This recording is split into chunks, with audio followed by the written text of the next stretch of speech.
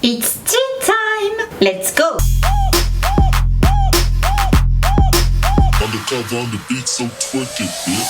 Bonjour, bonsoir tout le monde, j'espère que vous allez bien et que vous passez de bonnes fêtes de fin d'année.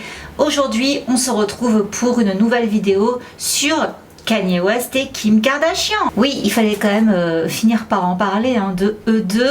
Relation assez longue qu'ils ont eu, 4 enfants. C'est pas n'importe quoi dans la vie de Kanye West, donc on pouvait pas passer à côté. Mais avant de démarrer, j'attire votre attention sur la petite partie commerciale du jour avec notre sponsor que je suis trop contente de retrouver. Il s'agit de CyberGhost VPN. Ceux qui savent à quel point juste merci. Numéro 1 mondial des VPN, le plus recommandé sur Trustpilot, utilisé par plus de 38 millions de personnes, dont moi y compris, et c'est pas pour rien. C'est vraiment un VPN super simple d'utilisation. Donc petit rappel de ce qu'est un VPN, c'est un réseau privé virtuel qui permet de masquer votre adresse IP ainsi que toutes vos données personnelles, que ce soit sur votre boîte mail, vos réseaux sociaux, vos coordonnées bancaires. Donc autant vous dire que dès que vous vous connectez sur un serveur, un Wi-Fi qui n'est pas protégé, vous activez votre CyberGhost VPN et là c'est bon, personne ne peut vous hacker, vous êtes protégé. CyberGhost lui-même n'a pas accès à vos données, donc vraiment là-dessus vous êtes tranquille. Sans compter les autres options qui sont quand même assez sympas,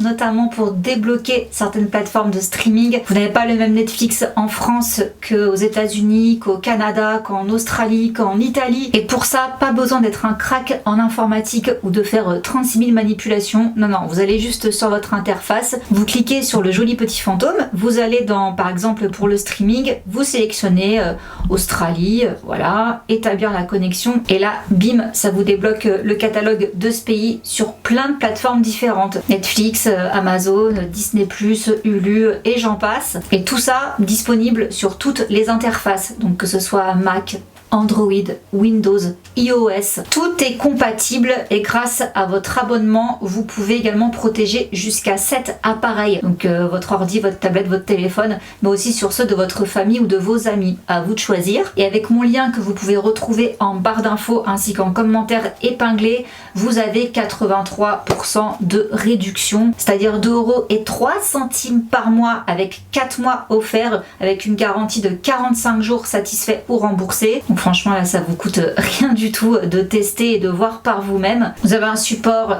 dans toutes les langues, 24 h sur 24, 7 jours sur 7 s'il y a le moindre problème. Et là après c'est bon, vous êtes tranquille. Où que vous soyez, où que vous voyagez, il y a plus de 7000 serveurs dans plus de 90 pays. Donc là je pense que vous serez bien. Voilà les amis, je vous laisse maintenant avec la suite de la vidéo. Kanye et Kim se sont mis en couple en 2012 et assez rapidement, 8 mois plus tard, ils ont eu leur premier enfant, une petite fille prénommée North West. Très populaire maintenant sur les réseaux sociaux au passage. Le 21 octobre 2013, Kanye demande la main de Kim et ils ont fait ça en 2 étapes. Première étape, ils ont fait un dîner apératoire au château de Versailles, rien que ça, en présence de Lana Del Rey qui a chanté pour l'occasion. Puis ils se sont envolés pour Florence en Italie et là a eu lieu leur mariage au château Forte Belvedere, j'espère que je le prononce bien, le 24 mai 2014 devant 200 personnes. Alors niveau contrat de mariage, parce que forcément il y en a eu un, quelles étaient les clauses, parce que c'est assez intéressant à savoir pour la suite. Alors Kim gagnerait 1 million de dollars par année pendant 10 ans. Elle hériterait également de 6 millions de livres sterling en cas d'infidélité de la part de Kanye et elle empocherait également 3,4 millions de dollars par enfant conçu avec Kanye West ainsi que 740 000 dollars par année de mariage dès la 3e année de leur mariage. C'est assez costaud quand même je trouve comme contrat de mariage. Ils accueilleront un 2e enfant le 5 décembre 2015 prénommé Saint West après une grossesse assez éprouvante qui a failli très mal se passer quoi.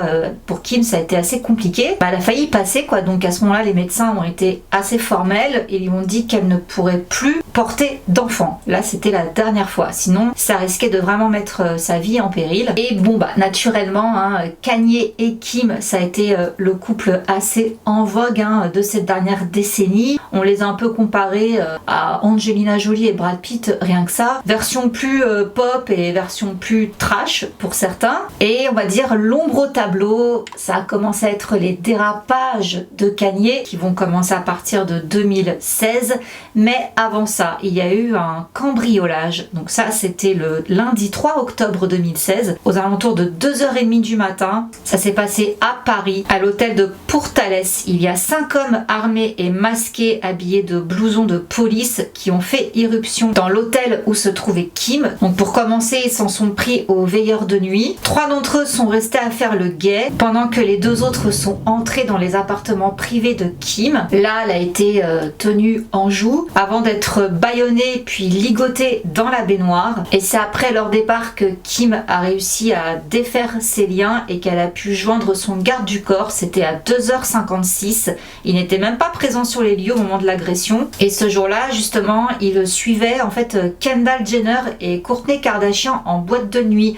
En fait, elles étaient toutes là pour la Fashion Week. Kim était rentré, mais le garde du corps était parti accompagner ses sœurs. Il y avait également le styliste de Kim qui se trouvait dans l'immeuble. Bon, lui est rien arrivé. Il y a eu pas mal d'investigations qui ont été faites, notamment des relevés de traces ADN, d'empreintes, ces trucs-là. Et juste après que Kim ait fait sa déposition, elle est rentrée directement à New York. Alors apparemment, on leur aurait dérobé pour 9 millions de dollars de biens. Ils sont repartis avec une bague d'une valeur de 4 millions d'euros, ainsi qu'un coffret de bijoux pour un montant de 5 millions, 2 téléphones portables. Et 5 ans plus tard, donc en 2021, le dossier n'est toujours pas clos. D'après une source, 2 juges d'instruction auraient ordonné le renvoi aux assises de Paris de 12 personnes. Donc il s'agirait de 11 hommes et une femme. Ils ont été jugés pour vol avec armes commis en bande organisée, enlèvement et séquestration, ainsi qu'association de malfaiteurs. Donc ça, c'était les principaux suspects que la police avait. Par contre, on n'a pas retrouvé les fameux bijoux ni le coffret. Seuls 17 000 euros ont été saisis chez l'une des personnes qui a été mise en examen, ainsi que 141 000 euros chez la femme, donc d'un des voleurs. Pour ce qui est de l'or, parce que oui, il y avait de l'or, il a été fondu, ce qui représentait 800 grammes, soit 30 000 euros. Les personnes interrogées, selon elles ne savent pas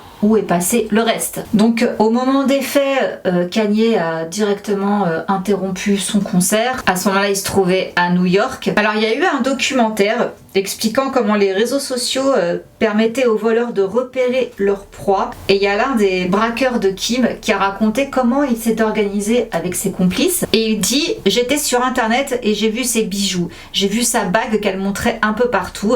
Et il confie que les 11 autres braqueurs ont fait des repérages lorsqu'ils ont su que Kim allait venir en France pour la Fashion Week. Et pour info, les membres de ce gang avaient entre 60 et 70 ans. Donc il y en a un qui a été interrogé dans ce documentaire et qui raconte qu'il était extrêmement facile d'entrer dans l'hôtel particulier de la star, ainsi que de neutraliser le concierge, puis de trouver la clé de sa chambre. Et donc l'un des voleurs raconte: la secrétaire de Madame Kardashian a voulu appeler les secours, mais elle a appelé le 911. Elle s'est crue aux États-Unis, ce qui nous a laissé du temps. Et oui, parce que en France, le 911 a pas. La police, c'est 17. Du coup, ça a laissé le temps aux types pour continuer leur petite affaire. Et il poursuit en disant que c'est une des patrouilles de police qui est passée par là, qui a remarqué en fait le braquage, alors qu'ils étaient déjà en train de quitter les lieux. Alors certains sont partis à pied, d'autres à vélo. Et il y en a un donc qui a été arrêté très vite parce qu'il avait laissé des traces d'ADN sur le concierge de l'hôtel. Et en l'occurrence, lui, il avait déjà un bon casier judiciaire, quoi. Alors ce voleur-là, il dit qu'il connaissait pas vraiment Kim Kardashian, il connaissait surtout Kanye West. Mais par contre, il avait vu un des épisodes de la famille Kardashian. Il avait vu une scène où on voyait Kim en train de jeter sa bague dans la piscine. Du coup, il s'est dit: elle doit avoir beaucoup d'argent, cette dame, elle s'en fiche totalement, vu qu'elle jetait l'argent par les fenêtres, j'étais là pour le récupérer, c'est tout. Coupable? Non, je m'en fiche. Voilà ses déclarations. Après, quand on lui a parlé de ce qu'ils avaient fait quand même à Kim, enfin de la braquer, de la ligoter, de la foutre dans la baignoire. Il dit oui je comprends, elle a sûrement été traumatisée, mais il dit que ces stars-là devraient faire un peu moins de voyeurisme par rapport aux gens qui n'ont pas les moyens. Et sachez que ce papy braqueur depuis il a écrit un livre sur ce qui s'est passé, mais les avocats ont saisi les droits d'auteur estimant que la promotion de ce livre était jugée indécente. Et Kim de son côté elle dit que depuis cet incident quoi, elle ne garde plus d'objets de valeur sur elle et elle avait déserté les réseaux pendant 3 mois suite à son agression. Voilà, donc c'est vraiment dans ce contexte-là, rappelez-vous qu'ensuite Kanye a commencé à péter les plombs sur scène, à dire des trucs un peu bizarres. Tout a été goupillé au même moment. Là, c'était en octobre. Rappelez-vous, en novembre, c'était l'anniversaire du décès de sa maman. Donc, il a vrillé à ce moment-là, quoi. C'était trop. Ensuite, on arrive en 2018. Le 15 janvier, ils ont accueilli leur 3e enfant, une petite fille du nom de Chicago, qui est née par mère porteuse. Car souvenez-vous, après sa 2e grossesse, les médecins avaient quasi interdit à Kim de porter à nouveau des enfants, sinon ça allait être beaucoup trop dangereux. Elle pourrait y rester. Et ils ont eu également un 4e, un garçon nommé Psalm, qui est également né par mère porteuse le 10 mai 2019. Et cette année-là, en 2019, en janvier, il y a Kim qui a soutenu Kanye face à une énième polémique. Il avait parlé, ça vous le verrez dans la vidéo sur les polémiques, de séparer l'artiste de l'homme. Il avait soutenu Bill Cosby ainsi que R. Kelly et Michael Jackson en disant que il y avait souvent des documentaires qui émergeaient après que des personnalités publiques soient comportées de manière controversée, et naturellement ça avait fait un tollé sur la toile. Donc Kim était venu à la rescousse sur les réseaux sociaux en déclarant « Je vais étouffer ça dans l'œuf tout de suite ». Kanye parlait de sa propre expérience. « Je veux que tout soit clair, il ne tolère les actions de personne ou un comportement dégoûtant inacceptable. Les mots de mon mari sont sortis de leur contexte en raison du timing. » Oui, c'était au moment où justement il y avait toutes les accusations sur R. Kelly qui commençait à sortir. Et là c'est intéressant de faire une petite parenthèse sur la marque Skims de Kim Kardashian, parce qu'elle va justement voir le jour. Donc ça a eu un grand succès dès son lancement. Donc c'était en septembre 2009. Alors déjà l'image de la marque c'était d'être le plus inclusif possible. Donc on avait des tailles qui allaient du XXS au 5XL, déclinés en plusieurs coloris de chair, et tout s'est écoulé en seulement quelques heures. Son site e-commerce, il a été souvent saturé à cause du trafic important, et cette marque donc de sous-vêtements de maintien, elle a atteint une valorisation de 1,6 milliard de dollars. Mais ce qui est intéressant là-dessus, c'est de noter que Kim, elle a quand même démarré en 2006 comme étant l'assistante de Paris Hilton. Pour ceux qui ne le savaient pas, elle rêvait déjà de célébrité, d'amour, gloire et beauté. Donc c'était avant qu'elle ait sa télé-réalité, Keep It Up with the Kardashians. Après, elle a explosé avec l'incroyable famille Kardashian, mais surtout grâce à sa vidéo compromettante avec un certain chéri. Vous voyez de quoi je parle? C'est surtout ça qui a lancé Kim Kardashian. Son goût du style était très discutable, et c'est là que c'est intéressant de noter donc l'impact de Kanye West dans l'image de Kim. Donc quand ils se sont rencontrés en 2012, là on a pu voir qu'elle a commencé à changer. Et d'ailleurs il y a une autrice du livre La nuit de Kim Kardashian qui s'appelle Pauline Delassus qui dit « Dès le début de leur relation, il a commencé à l'influencer, mais je dirais même qu'ils se sont influencés mutuellement. Ce n'est pas que dans un sens. Elle est très vite devenue sa muse. » Donc en termes de mode, il l'a complètement relooké. Il lui a pris des pièces beaucoup plus pointues, des silhouettes beaucoup plus structurales, des sacs à main de créateurs. Et tout le monde trouve qu'elle était à l'apogée de son style lors de sa première grossesse. Mais consécration pour elle, c'est quand elle a pu enfin mettre les pieds au Met Gala en 2013. Bon, en tant que +1, c'était la cavalière de Kanye quoi. Et elle était dans une robe Givenchy. Moins d'1 an plus tard, on l'a retrouvée en couverture du magazine Vogue, au bras de Kanye. Et pour lui, Kanye c'était genre ok ça va, je suis en train de bien travailler là, parce que rappelez-vous lui, Kanye et la mode c'est une grande histoire d'amour, donc c'était obligé qu'il allait relooker Kim, la déringardiser, la dépoussiérer, tout ça. Donc il l'a présenté au plus grand directeur artistique et remodelé son image afin de la rendre plus hype, plus avant-gardiste. Il est même dit qu'il n'hésitait pas à prendre un avion en urgence en direction de la Fashion Week de Paris pour retrouver Kim lorsqu'il trouvait ses looks désastreux. Lors d'un épisode de l'émission, donc l'incroyable famille Kardashian, elle fait venir Kanye chez elle et on le voit trier ses vêtements et lui apporter des nouvelles pièces. Et Kim a elle-même avoué qu'il lui a créé ses looks. Elle portait un tailleur pantalon Balmain et il lui a dit non, je pense que tu peux faire un peu plus simple aujourd'hui. Donc il a complètement changé sa tenue avant qu'elle sorte et il avait raison parce qu'elle n'aurait pas pensé qu'elle serait assise lors d'une interview qu'elle devait faire dans un talk show et que du coup ce qu'elle portait c'était trop décolleté. Elle dit qu'elle lui fait vraiment confiance, mais pour autant on a souvent présenté Kanye comme celui qui lui a tout appris, mais c'est un petit peu plus compliqué que ça parce que Kim elle est loin d'être idiote, elle lui a aussi appris pas mal de choses, notamment sur le business et les médias, et qu'en gros ils savent qu'il faut évoluer rapidement car la mode change. Donc ça a vraiment été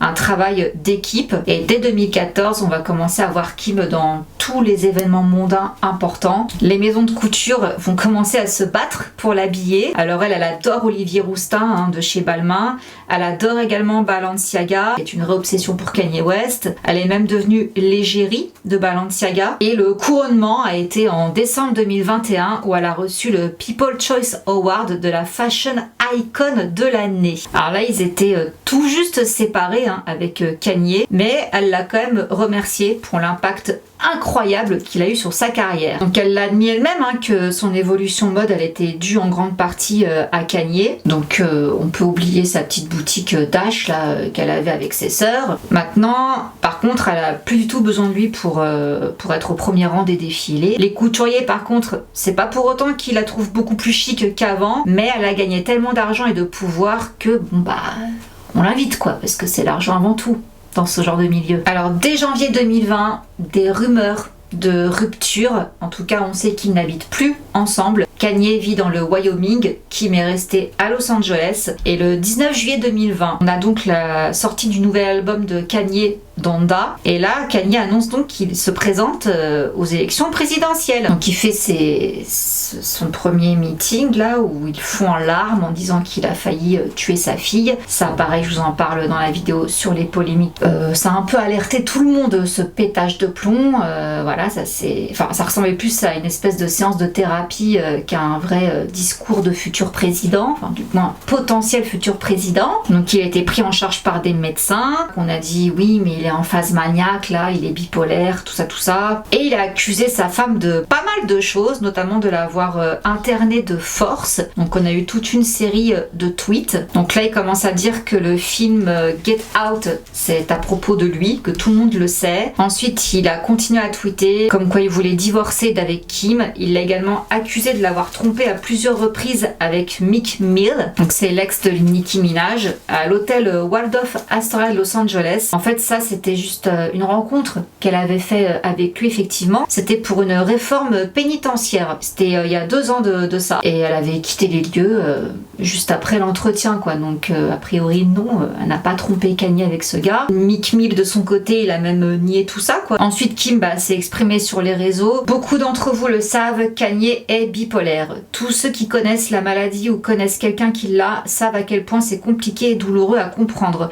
Je n'ai jamais parlé publiquement de la façon dont cela nous a affectés à la maison car je souhaite protéger mes enfants et Kanye a le droit à son intimité en ce qui concerne sa maladie. Mais aujourd'hui je sens que je dois parler à cause de la stigmatisation autour de la santé mentale. Ceux qui comprennent les maladies mentales savent que la famille n'a aucun pouvoir à moins que la personne soit mineure. Les personnes qui ne sont pas concernées peuvent être dans le jugement et n'essayent pas de comprendre que l'individu concerné doit d'abord avoir envie d'être aidé, et cela peu importe à quel point sa famille et ses amis essayent. Je comprends que Kanye soit sujet aux critiques puisqu'il est une figure publique et que ses actions puissent parfois provoquer des avis divergents et des émotions fortes.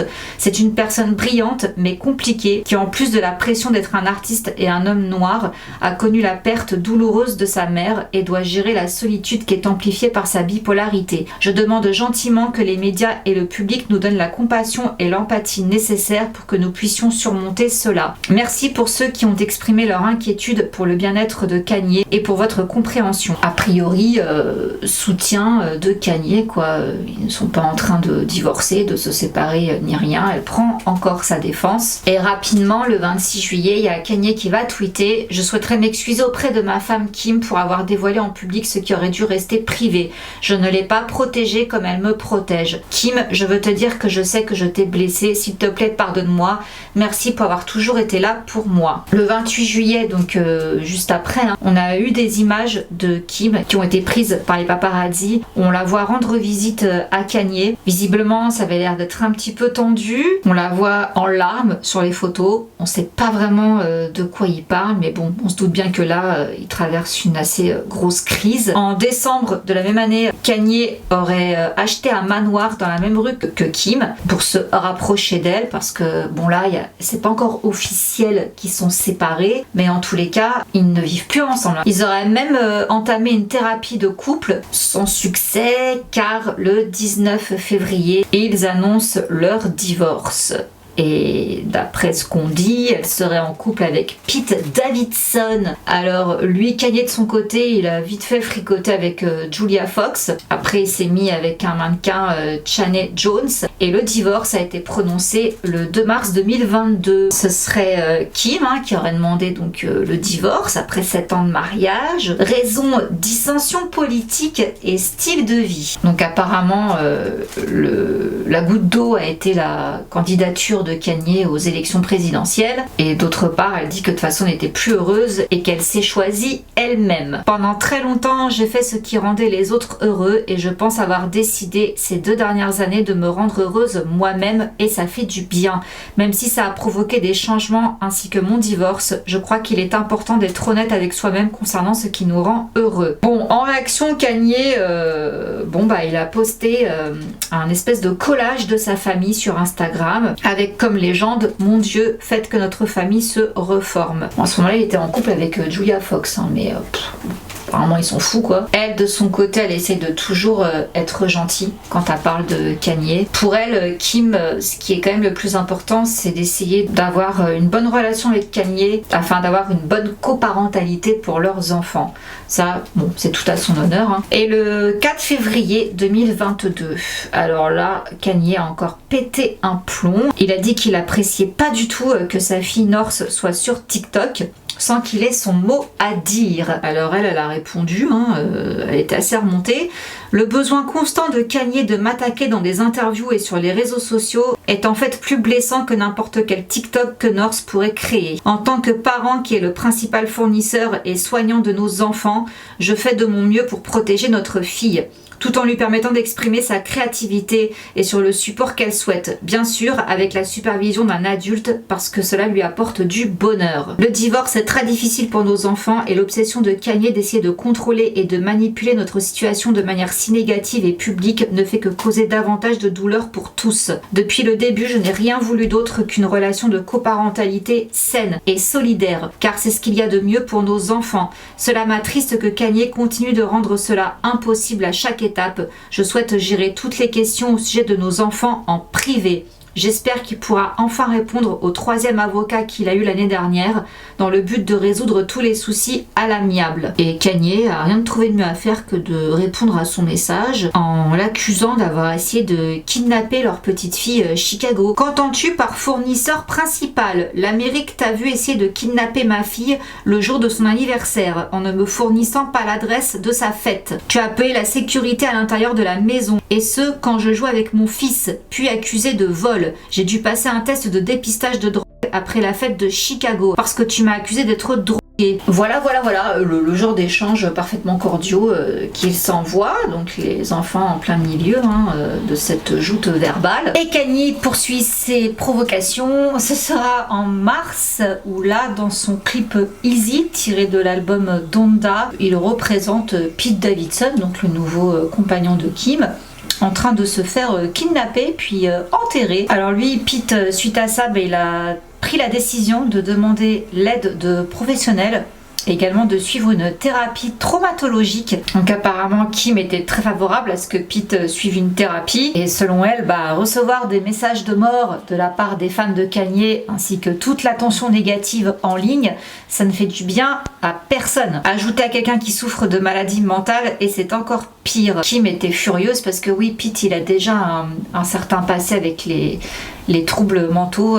il va déjà pas très bien, donc là c'était non quoi, doublement non. Kim et Pete se sont finalement séparés au bout de 9 mois de relation. Kanye naturellement a célébré la nouvelle sur un post, bon à sa façon naturellement, après le post a été supprimé. Kim ras la casquette quoi, elle a qualifié ce post d'épouvantable, elle continue à défendre Pete et elle ne tolère pas ce type de comportement de la part de Kanye. Et le 21 octobre 2022, Kanye a déclaré: je suis peut-être divorcé sur papier, mais je ne suis pas divorcé de l'idée d'être le protecteur. Son nom n'est plus West et mon nom est maintenant seulement Ye. Si jamais nous devions être à nouveau ensemble, quel serait notre nom? Kim Ye. Mais il poursuit en disant que de toute façon il aimera Kim pour la vie et qu'il la protégerait toujours.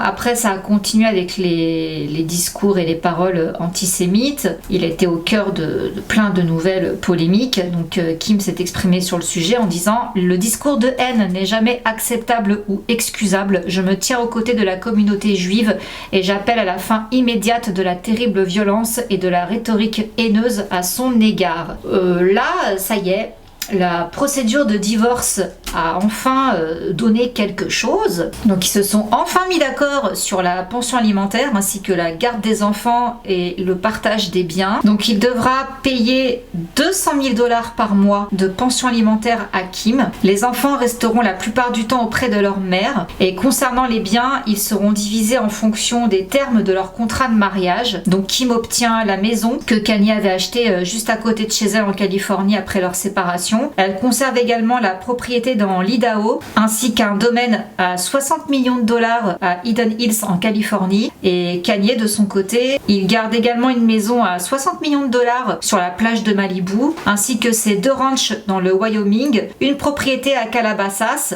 sa maison d'enfance à Chicago ainsi qu'une maison en Belgique. Voilà.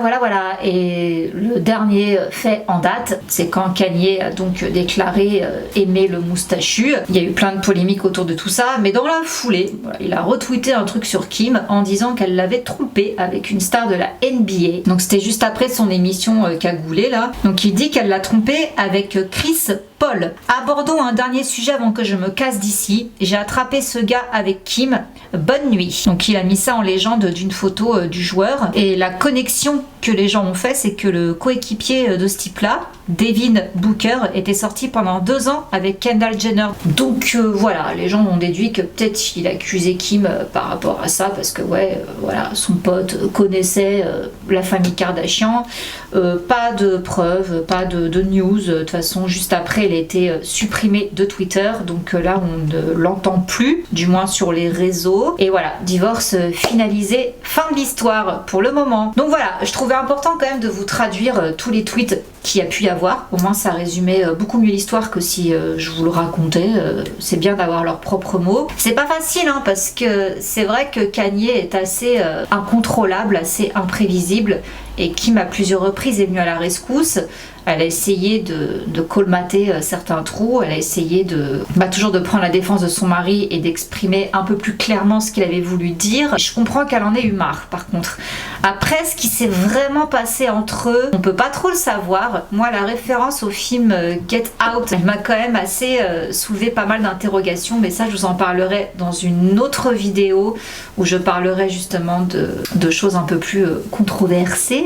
Donc je vous exprimerai mes théories à propos de ça. En tous les cas, si on regarde quand même le tableau d'assez loin comme ça, on peut se dire que Kim a eu raison de partir, qu'elle n'en pouvait plus, même s'il formait une charmante petite famille. Il est vrai que les pétages de plomb à répétition, les propos de Kanye, ça allait grandement ternir son image. Donc je pense que là, elle s'est dit, je peux plus le défendre, quoi. Ça devient indéfendable. Je sais plus quoi dire. Maintenant, c'est moi qui vais prendre. Et elle a également sa propre boîte à faire tourner. Elle a son business. Donc je peux comprendre qu'elle ne veuille plus être associée à Kanye. Mais il y a quand même 4 enfants dans l'histoire. Donc voilà, après, dans les coulisses, on ne sait pas ce qui s'est vraiment passé. Toujours est-il que personnellement, je ne cautionne pas le fait de laver le linge sale en public. Les histoires de tromperie qui ait eu ou pas tromperie, on s'en fout. Ça regarde personne, je vois pas pourquoi Kanye expose ça. Ça le dessert plus qu'autre chose. Bref, n'hésitez pas à me dire ce que vous en pensez dans les commentaires. Avant qu'on se quitte, je tiens à remercier de tout cœur, une fois de plus, CyberGhost VPN. Et n'oubliez pas qu'avec mon lien qui s'affiche en barre d'infos, vous avez 83% de réduction, 2,03 € par mois, 4 mois gratuits. Franchement, n'hésitez pas, ça vaut le coup. Et voilà, sur ce, je vous fais plein de gros bisous. Ciao! Undercover on the beat, so twerk it, bitch.